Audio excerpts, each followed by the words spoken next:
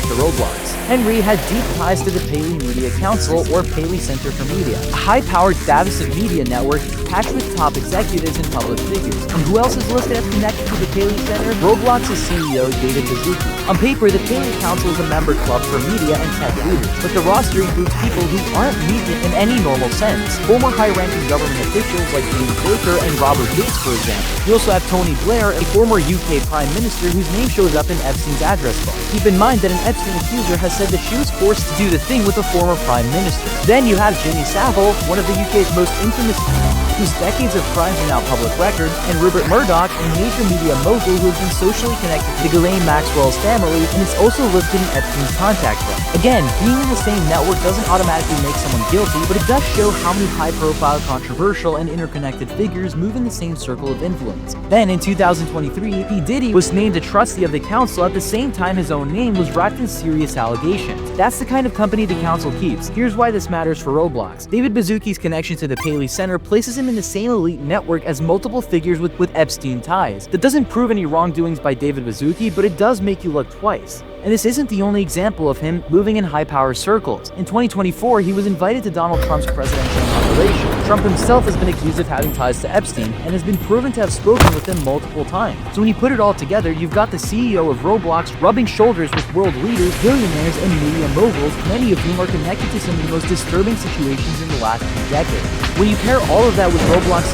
current behavior of silencing creators, threatening Schlep, deleting support shirts, censoring dev forum posts, it absolutely raises questions about priorities. Is Roblox laser focused on optics and investor comfort over child safety? Because that's exactly how it looks. And here's what really seals it. Only address Schlepp's allegations in a private cease and desist, not in a public statement where they could be challenged on the facts. Instead, they hid behind a broad vigilante narrative, letting their PR team doing the talking while they quietly tried to bury the story. Meanwhile, their so-called proper reporting channels have failed time and time again. Schlepp has proved he has used them, and the timeline speaks for itself. Schlepp gets instant account wipes, legal threats, and corporate statements. Known like Potimer, for example, or Matrix, multiple years before they're banned, if they even get banned at all. Now they're deleting shirts, censoring posts, and wiping dev forums.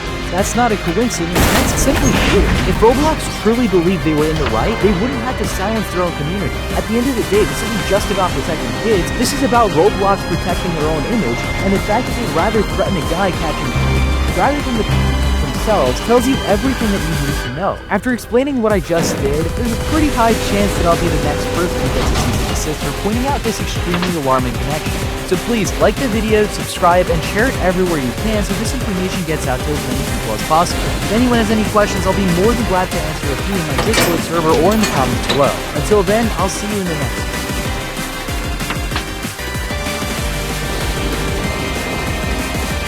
The Schlep vs. Roblox situation has somehow gotten even more insane, and in the short time since my last video, basically just 12 hours, so much has happened that I don't even know where to start. First off, YouTube is silencing creators by completely banning the videos covering the Roblox situation, such as what happened to Ruben Sim earlier in the day. Roblox has started banning certain games after they released their official response, which proves they knew something about these problems long before but chose to do nothing about it. And to top it all off, Roblox's very own chief safety officer, Matt Kaufman, has been caught joining condo games on the platform, and there's a lot of evidence that shows he took zero action for almost a year. Before we get into all of that, please make sure to like the video, subscribe, and comment free Schlep to help spread awareness and push back against Roblox's attempts to bury the truth. So, let's start with the fact that YouTubers are literally being silent and speaking out about this. Just recently, Ruben Sim posted a video exposing Roblox's inaction towards within hours, YouTube took it down under their so-called child safety policy. And here's the insane part. This happened right after Google proudly announced a collaboration with Roblox to celebrate the platform hitting 1 trillion views on YouTube. Instead of silencing the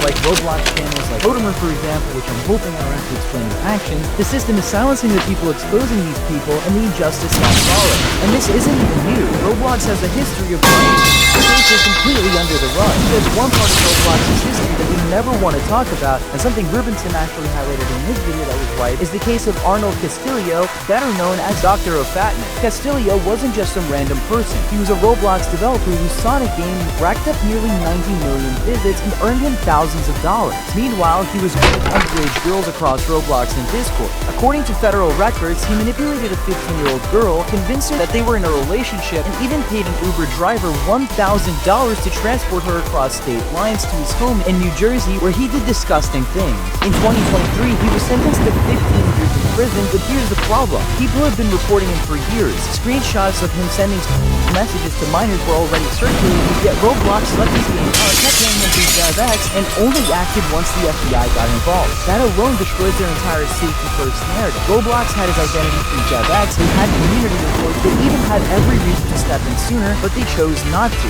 And this is where the hypocrisy becomes impossible to ignore. When someone like Schlep uses decoy accounts to catch Roblox refuses to ban, he gets punished. But when one of their own developers was literally a minor, they protected him until law enforcement forced their hand. Roblox isn't prioritizing child safety, they're prioritizing their brand. And the proof is right in how they handle their games. Roblox suddenly started banning a wave of notorious games like Dollhouse Roleplay and Club Iris, games that have been hotspots for degenerate behavior for years. But they only banned them after they were publicly called out. If safety was really the priority, these games would have been gone long ago. Instead, Roblox ignored the problem until their reputation was on the line. But the most insane part is here. Free Draw, a game I've already covered before. For anyone who doesn't know, Free Draw is supposed to be a harmless art game, but instead its owner, Nicole, was exposed for drastically reducing punishments for players. Under her own rule, even people who draw in front of kids were given 1-month bans, with Nicole herself saying can change and defending their right to come back. She even protected her own girlfriend, Jasper, who has a disturbing history of following accounts that openly post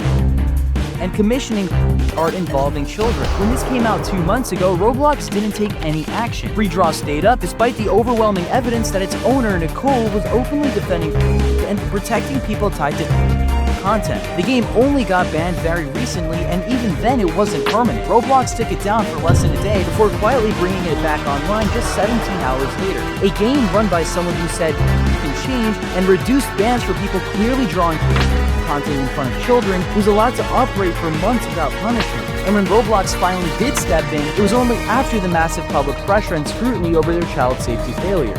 This just proves what I've been saying all along. Roblox doesn't care about their safety unless their brand is on the line. They ignored Free Draw for months, and they'll ignore condo games until they're finally forced to act. And that brings us to the person who's supposed to be leading Roblox's child safety efforts, Matt Kaufman. For those who don't know, Kaufman is Roblox's chief safety officer. In other words, as an example, the balding guy from their biggest response video where they tried to reassure everyone that child safety is still their top priority. Briefly, in my last video, I mentioned Kaufman joining some of these Roblox condo games. At the time, I assumed he was doing it for moderation purposes, like to when the games actually got banned, the truth became extremely obvious. Kaufman wasn't moderating anything. He knew about these games for months, sometimes even close to years, and Roblox let them stay up until they got called out publicly. Let me just give you some examples. We'll start with Dollhouse Roleplay. Kaufman got the badges for this game on December 18th, 2024, but the game only got banned just yesterday. For some context, the date of this recording is August 17th, 2025. As I mentioned earlier in the video, that's months of Roblox's chief safety officer knowing exactly what was happening in the game notorious for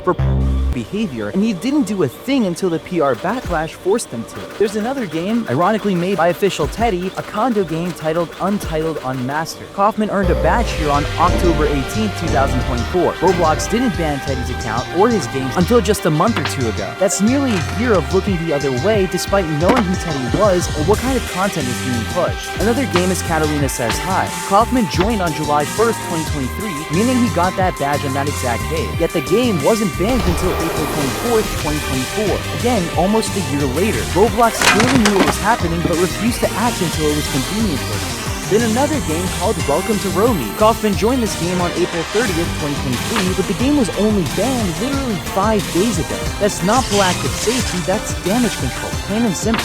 So what does this tell us? It proves that Roblox's leadership, specifically the guy who's supposed to be in charge of safety, wasn't shutting down these games when he was first aware of them. He was letting them thrive until the backlash became impossible to ignore. In their eyes, it's not about protecting kids, it's about protecting Roblox's reputation. And honestly, the first step Roblox should be taking here is simple. Matt Kaufman needs to resign. If the chief safety officer, the guy at the very top of the chain, can spend over a year collecting badges in condo games without shutting them down, then clearly he doesn't know how to moderate anything. You can't call yourself the leader of child safety while letting thrive under the loss. But beyond Kaufman, Roblox as a whole has no excuse for how broken their moderation is. They keep acting like this is some impossible platform when in reality there are basic, obvious solutions that they refuse to implement. In fact, just recently they bragged about listening to the community when people point out unsafe content.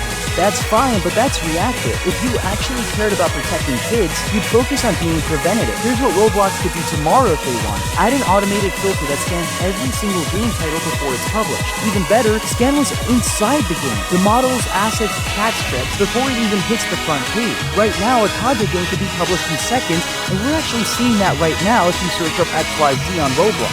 You'll see hundreds of games with the same exact profile, game. Basically, the whole thing is just a copy and paste. That should never happen. You should need to pass an automated check before a single player can join. If Roblox really wanted to put their money where their mouth is, they hire a dedicated moderation team whose entire job is engaging directly with the community. I'm not just talking about faceless moderation tickets. I mean 20 to 100 people working full-time whose work is to actively review reports, investigate games, and most importantly, give the community regular updates about what actions are being taken. Transparency builds trust, and right now, Roblox has absolutely none. So let me just quickly do the math. If you pay about 20 full-time moderators $60,000 a year, and that's only what, about $6 million over 5 years? Sounds like a lot to normal people, but Roblox just lost $12 billion in stock value over this whole mess in just less than a week. Compare that to spending $6 million every month to actually fix your platform is pocket change. The bottom line is, Roblox could resolve this if they actually cared. The technology definitely exists because I'm friends with one of the developers who actually coded a system on Roblox that detects condo avatars. Can't be any more difficult to do something like that for a Roblox game, checking scripts for example, or just models in the game in general. But here's the dumb part. Money is not an excuse for Roblox because according to Roblox's own second quarter 2025 financial report, they pulled in over $1 billion in revenue in just 3 months. That is an official document that you could actually check on Roblox's website right now. If you scale that out across a full year, they're on track to bring in more than $4 billion annually. Roblox isn't failing because they don't have money or the manpower, they're failing because they don't care. Their priority is their brand image and keeping investors happy, not protecting the kids who make up majority of the platform. Before ending this video off, I just want to point out that Roblox made yet another update to their so-called safety response, and this time they quietly slipped in an edit that says they're not considering making the change to 18 years old instead of 17 years old for certain experiences that include private spaces like bedrooms or bathrooms. Think about what this means for a second, because instead of direct